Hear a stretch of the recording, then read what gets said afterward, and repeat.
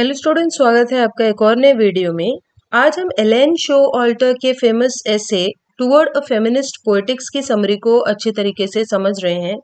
इस एसे में Allen show alter ने हमें बताया है कि कैसे औरतों का जो क्रिटिसिज्म है वो आदमियों के क्रिटिसिज्म से अलग होता है और कैसे औरतों को अपनी राइट्स के लिए, अपनी पहचान बनाने के लिए हमेशा संघर्ष करना होगा। इसके बारे में उन्होंने इस ऐसे में बताया है। तो चलिए अब हम लोग इस ऐसे के इंट्रोडक्शन को देखते हैं और उसके बाद फिर समरी की शुरुआत करते हैं। तो ये जो ऐसे है वो फेमिनिस्ट लिटरेरी क्रिटिसिज्म का एक बहुत ही फाउंडेशनल मजबूत एक वर्क है। It offers a comprehensive framework for understanding and analyzing women's writing within the broader context of literary studies. तो literary studies के अंदर जो women writing वाला section है उसको समझने का, understand और analyze करने का क्या तरीका है, उसका फ्रेमवर्क हमें ये ऐसे बताता है। शोअल्टर aims to establish a framework for understanding women's writing and its place in the literary canon, distinguishing between two types of feminist criticism, feminist critic and gynocritics। तो यहाँ पर शोअल्टर जो हैं वो फ्रेमवर्क तो दे ही रही हैं, इसके अलावा वो बता रही हैं कि किस तरीके से जो फेमिनिस्ट क्रिटिक है वो गायनोक्रिटिक से कैसे अलग है। अब चलिए हम लोग इस वर्क की समरी को और अच्छी तरीके से समझते हैं।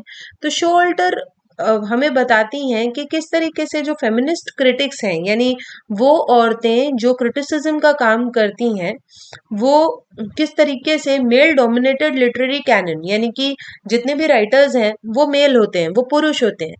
तो वो किस तरीके से इस मेल डोमिनेटेड लिटरेरी कैनन को, उन सारे मेल राइटर्स को चैलेंज करती हैं और कैसे वो तरीके ढूंढती हैं, जैसे वो तरीके, ताकि उनका जो लिटरेचर है, जो लिटरेचर उन्होंने प्रोड्यूस किया है उसे मार्जिनलाइज ना किया जाए, यानी साइड में साइडलाइन ना किया जाए और औरतों को मिसरिप्रेजेंट ना किया जाए। इन सारे तरीकों को वो जो फेमिनिस्ट क्रिटिक्स है वो ढूंढ रही हैं। शोअल्टर introduces two distinct modes of feminist criticism. अब वो दो तरीके के फेमिनिस्ट क्रिटिसिज्म बताती हैं। एक तो है फेमिनिस्ट क्रिटिक और दूसरा है गायनोक्रिटिक्स। अब फेमिनिस्ट क्रिटिक क्या है? फेमिनिस्ट क्रिटिक में वो एक्सप्लेन कर रही हैं कि feminist critic is concern with analysing literature by male authors. Feminist critic में हमें मेल ऑथर्स के लिटरेचर को एनालाइज करना है और उसमें फिर जानना है, आइडेंटिफाई करना है और चैलेंज करना है the stereotypes, biases and miss representations of women. तो हमें देखना है कि किस तरीके से आदमियों ने जो लिटरेचर लिखा है उसमें कैसे औरतों को मिस रिप्रेजेंट किया गया है, गलत तरीके से पेश किया गया है, औरतों के प्रति कैसे बायसनेस है, स्टीरियोटाइप्स है, और इन सारी चीजों को हमें चैलेंज करना है। This approach focuses on how male dominated text shape societal attitudes towards women and can contribute to their oppression. तो ये जो अप्रोच है वो फोकस करता है कि कैसे ये जो मेल डोमिनेटेड टेक्स्ट है वो सोसाइटी के एटीट्यूड्स को शेप करते हैं, यानी जो भी आदमी लोग लिख देंगे उसी के हिसाब से समाज जो है वो औरतों के साथ पेश आने लगता है और ज्यादा औरतों का ऑपरेशन, यानी कि उनके साथ जो अत्याचार है वो बढ़ जाते हैं। By examining the portrayal of women in male author text, feminist critics can challenge and subvert these representations.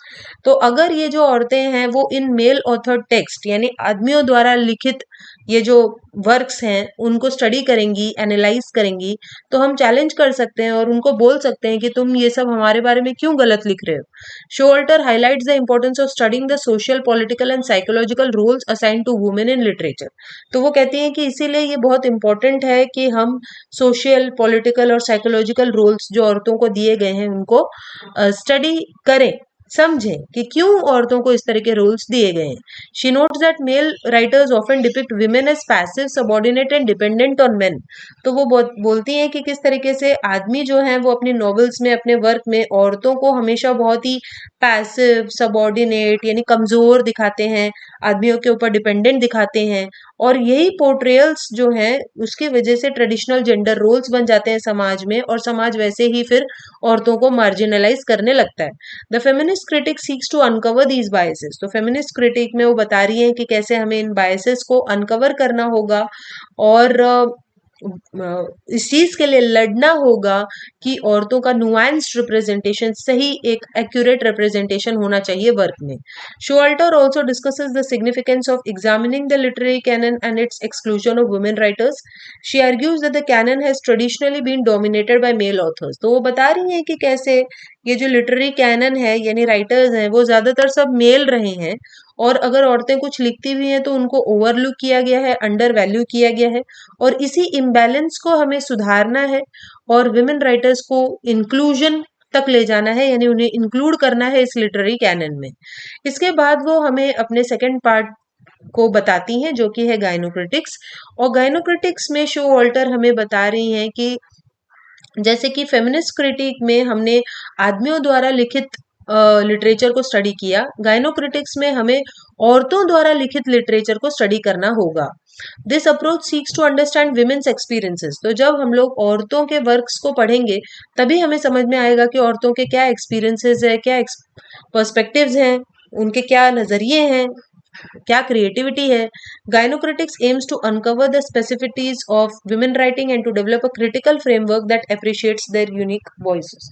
तो गायनोक्रिटिक्स हमें बताता है कि कैसे हम औरतों की राइटिंग को समझ सकते हैं और उनकी यूनिक अलग आवाज को अप्रिशिएट कर सकते हैं। She argues that women writing often merge in the context of social constants and marginalisation. तो वो कहती हैं कि औरतों की राइटिंग जो है वो हमेशा से मार्जिनलाइज हुई है, साइडलाइन हुई है, इसीलिए हमें औरतों के ट्रेडिशंस को जानना होगा। और जो गायनोक्रिटिक्स हैं वो रिक्लेम करने की कोशिश करते रहते हैं और औरतों के अचीवमेंट्स को सेलिब्रेट करते हैं ताकि उन्हें ओवरलुक ना किया जाए। इसके बाद वो हमें फीमेल ट्रेडिशन के बारे में बता रही हैं। फीमेल ट्रेडिशन का मतलब है कि किस तरीके से फीमेल लिटरेरी वर्क्स का एवोल्यूशन हुआ, ये हमें स्टडी करना होगा। यानी पहले कैसे औरतें लिखती थी, अब कैसे लिखती हैं, आगे कैसे लिखेंगी, यानी कि ये जो एवोल्यूशन है औरतों की राइटिंग का, ये हमें अच्छे तरीके से समझना होगा। तो इस चीज को समझने के लिए हमें ये जानना होगा कि ये जो हिस्ट्री है औरतों के लिखने की, हिस्ट्री ऑफ वुमेन्स राइटिंग, ये 3 पार्ट में डिवाइडेड है। एक है फेमिनाइन फेज, एक है फेमिनिस्ट फेज और एक है फीमेल फेज। अब फेमिनाइन फेज बहुत ही पहले पुराने जमाने की बात है, जब औरतें अगर कुछ, पहली बात तो कुछ लिखती ही नहीं थी, वो हमेशा आदमियों के अंडर ही रहती थी, और अगर उन्हें कुछ लिखना भी होता था तो वो आदमियों का नाम, सुडोनेम, अपना एक झूठा नाम इस्तेमाल करके लिखती थी। She explains the feminine phase is characterized by women writer imitating the dominant male literary tradition। तो वो बताती हैं कि कैसे फेमिनाइन फेज में जो औरतें थी वो आदमियों को ही इमिटेट करती थी, नकल करती थी, और अपने लिए सीडोनिम यानी गलत नहीं बोल सकते, एक झूठा नाम वो इस्तेमाल करती थी, या एनोनिमसली यानी बिना नाम दिए वो चीजों को लिखती थी। फिर नेक्स्ट फेज आया फेमिनिस्ट फेज, जो कि एक बीच का दौर है, और इस फेज में जो वुमेन राइटर्स थी वो प्रोटेस्ट करने लगी मेल्स के खिलाफ और बोलने लगी कि कैसे हमें भी हमारे हक मिलने चाहिए, सोशल, पॉलिटिकल और लिटरेरी राइट्स मिलने चाहिए। In this phase women writers become more conscious of their own marginalization and sought to challenge the patriarchal norms that had excluded them from the literary canon। और इस phase में जो women writers हैं वो conscious हो गई अपनी marginalisation के प्रति और पेट्रियार्कल नॉर्म्स को चैलेंज करने लगी, यानी मेल्स को वो चैलेंज करने लगी। फिर आता है तीसरा फेज जो कि है फीमेल फेज, और ये अभी का दौर है, नया स्टेज है ये। और इस फेज में विमेन राइटर्स जो हैं उन्होंने अपना खुद का लिटरेरी ट्रेडिशन बना लिया है that embrace their own experiences, यानी कि अब उन्हें आदमियों के ऊपर डिपेंड होने की जरूरत नहीं है। Showalter emphasizes that the female phase is characterized by greater sense of self-awareness and self-confidence among women writers। तो इस फेज की वजह से अब औरतों के अंदर बहुत ज्यादा सेल्फ कॉन्फिडेंस और अवेयरनेस आ गई है, और वो अपनी खुद की पहचान बनाने लगी हैं, अपनी यूनिक वॉइसेस को सेलिब्रेट करने लगी हैं। और इस तरीके से हम कंक्लूड कर सकते हैं कि शोअल्टर ने बताया है कि फेमिनिस्ट पोएटिक्स को डेवलप करने का क्या इम्पोर्टेंस है, और किस तरीके से फेमिनिस्ट क्रिटिक और गाइनोक्रिटिक्स दोनों का एक बैलेंस्ड अप्रोच हमें अपनाना होगा।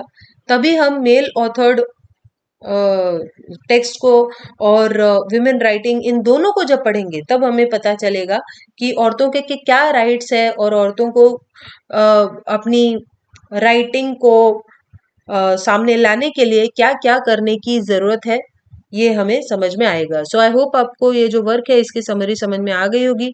सो चलिए हम मिलते हैं नेक्स्ट वीडियो में, तब तक के लिए बाय।